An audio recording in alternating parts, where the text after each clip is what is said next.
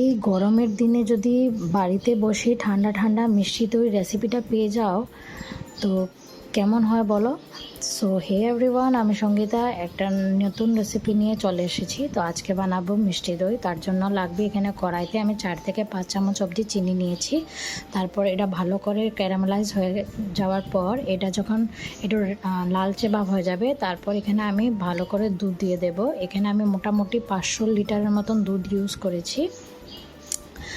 তো এটাকে আমি ভালো করে বয়েল করব। বয়েল করার পর এই দুধটাকে আমি মোটামুটি 300 ml অবধি নিয়ে আসব।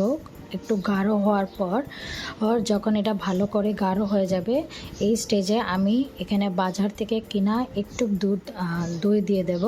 3 থেকে 4 চামচ অবধি দই দিয়ে ভালো করে মিক্স করে আর একটু ফুটিয়ে নেব।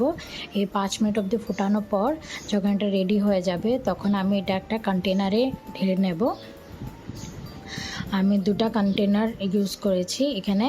তো এটা ঢালার পর এখানে আমি ভালো করে মিক্স করে তারপর আমি ঢাকনা দিয়ে রেখে দেব। এটা আমি মোটামুটি 12 থেকে 15 ঘন্টা অবধি একটা গরম জায়গাতে রাখবো। তারপর 2 ঘন্টা আবার আমি ফ্রিজে ঢুকিয়ে রাখবো। তো আমার দইয়ের রেসিপিটা রেডি। তো দইটা দেখো ভালোভাবে জমে গেছে। তো তোমরা দেখতেই পারছো এটা বেশিক্ষণ লাগে না বানাতে।